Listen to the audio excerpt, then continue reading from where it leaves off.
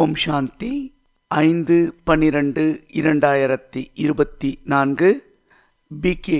சூரஜ்பாய் அவர்கள், மவுண்ட் அபு, ராஜஸ்தான். நாம் அனைவரும் மிகப்பெரிய பாக்கியவான் ஆத்மாக்களாவோம். சுயம் பகவானிடமிருந்து ஈஸ்வரிய புத்தி நமக்கு கிடைத்திருக்கின்றது. நாம் அனைவருக்கும் தெரியும், இந்த உலகத்தில் மிகப்பெரிய மகத்துவம் புத்திக்குத்தான் இருக்கின்றது. மனதின் சக்தி மிகப்பெரியது. ஆனால் மனதையும் கட்டுப்பாட்டில் கொண்டு வரக்கூடிய சக்தி புத்தியிடம் இருக்கின்றது. நமக்கு சத்தியமான புத்தி பகவானிடமிருந்து கிடைத்திருக்கின்றது. ஞானத்தின் மூலமாக நமக்கு தெய்வீக புத்தி கிடைத்திருக்கின்றது. நமக்கு சிரேஷ்டமான ஞானம் கிடைத்திருக்கின்றது. விலை மதிப்பு வாய்ந்த ரத்தினங்களை பாபா தினந்தோறும் நமக்கு கொடுத்து கொண்டிருக்கின்றார். பாபா நம்முடைய புத்தியில் ஒவ்வொரு ரத்தினங்களையும் பதிய வைக்கின்றார். புத்தி தெய்வீகமாக மாறுகின்றது மற்றும் புத்தியில் சக்தி அதிகரிக்கின்றது. ஆகவே நம்முடைய புத்தி சக்திசாலியாகவும் தெய்வீகமாகவும் மாறிவிடுகின்றது.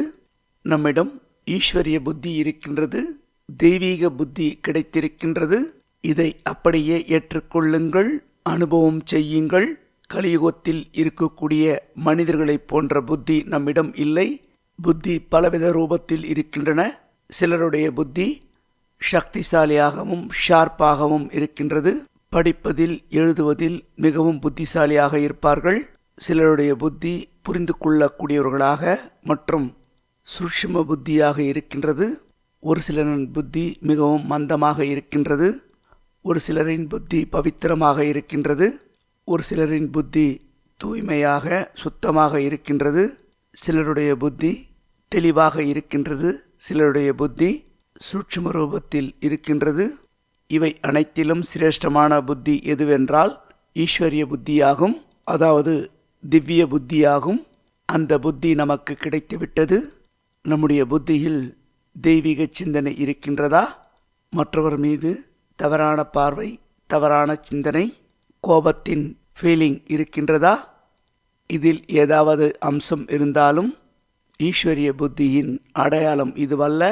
ஈஸ்வரிய புத்தி என்றால் எந்த புத்தியில் எப்பொழுதும் ஞான ரத்தினங்கள் விளையாடிக்கொண்டே இருக்கின்றதோ, ஞானத்தை சிந்தித்து கொண்டே இருப்பது, ஞானத்தின் சிட்சாக் அதாவது கலந்துரையாடல் செய்வது, ஞானத்தின் மூலம் சம்பூர்ண பிரகாசத்தை அடைவது, ஞானத்தின் மூலமாக புத்தியை பிரகாசமாக வைத்து கொள்ள வேண்டும். இப்படிப்பட்ட புத்தி மனதை சகஜமாக கட்டுப்பாட்டிற்கு கொண்டு வந்துவிடும். மனதிற்கு நல்வழியை காண்பிக்க முடியும். உங்களுடைய மனதை கட்டுப்பாட்டில் நீங்கள் வைத்து கொள்ளாமல் இருப்பது, உங்களுடைய கட்டுப்பாட்டில் இல்லாமல் மனம் இயல்பாக ஏதாவது ஒன்றை பற்றி சிந்தித்து கொண்டிருப்பது, அலைந்து கொண்டிருப்பது, மனதில் குழப்பத்திலும் சஞ்சலத்திலும் இருப்பது, மனதில் அசாந்தி மற்றும் அலைச்சல் அதிகமாக இருப்பது. இப்படிப்பட்ட நிலையில் இருந்தீர்கள் என்றால் ஈஸ்வரிய புத்தி உங்களிடம் இல்லை என்பதை நீங்கள் தெளிவாக புரிந்து கொள்ள முடியும். உங்களுடைய புத்தியை தெய்வீகத்தன்மை உள்ளதாக மாற்றிக்கொள்ளுங்கள். ஞான ரத்தினங்களை புத்தியில் நிரப்பி வைத்துக் கொள்ளுங்கள். உங்களுடைய மனதை சகஜமாக நீங்கள் கட்டுப்பாட்டில் கொண்டு வர முடியும். சுயம் பகவான் கொடுத்திருக்கக்கூடிய ஞானம் நம்முடைய புத்தியில் நிரம்பி இருக்கின்றது. ஞானத்தில் மிகுந்த சக்தி இருக்கின்றது. ஞானத்தின் மூலமாகத்தான் மனிதர்கள் அனைத்தையும் செய்கின்றார்கள்.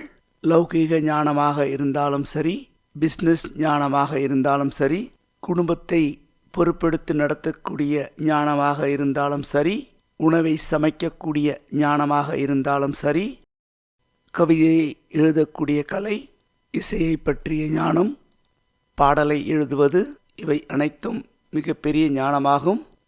ஞானத்தின் மூலமாக மனிதர்கள் தங்களுடைய புத்தியை தெளிவாக வைத்து கொள்ள முடியும். நம்மிடம் ஈஸ்வரிய புத்தி இருக்கின்றது, அதை பயன்படுத்துங்கள். இன்று 3 நாளும் இதே சிந்தனையில் இருங்கள். என்னவென்றால், நான் திவ்ய புத்தியை நிரம்பிய ஆத்மா, எனக்கு தெய்வீக புத்தி கிடைத்திருக்கின்றது, எனக்கு திவ்ய கண்கள் கிடைத்திருக்கின்றது. இந்த கண்கள் மூலமாக 3 லோகத்தை நாம் பார்க்க முடியும், அதாவது 3 லோகத்திற்கு சென்று வர முடியும். இந்த கண்கள் மூலமாக ஆதி சொரூபத்தை நாம் பார்க்க முடியும், நம்முடைய பூஜ்ய சொரூபத்தை பார்க்க முடியும். 4 யுகங்களில் நம்முடைய ஈரோ பார்ட்டை பார்க்க முடியும். இந்த தெய்வீக புத்தியின் மூலமாக, தெய்வீக கண்கள் மூலமாக நம்முடைய முழுமையான நடிப்பை பார்க்க முடியும். நம்முடைய புத்தியை தெளிவாகவும் தூய்மையாகவும் வைத்துக் கொள்ளுங்கள். இது மிகவும் அவசியமாகும். வாருங்கள், இன்று 3 லோகத்திற்கு சென்று வருவோம். ஆத்மாவாகிய நான் இந்த தேகத்தில் இருக்கின்றேன். பிறகு சூட்சும லோகத்திற்கு செல்வோம், பாபாவுடன் இருப்போம். பிறகு பரந்தாமத்திற்கு சென்று சிவபாபாவுடன் இருப்போம். பிறகு அங்கிருந்து கீழே இறங்கி வந்து இந்த தேகத்தில் அமருவோம். இது போன்ற அனுபவத்தை இன்று 3 நாளும் 1 மணி நேரத்திற்கு ஒரு முறை கண்டிப்பாக செய்து கொண்டே இருங்கள். ஓம் சாந்தி.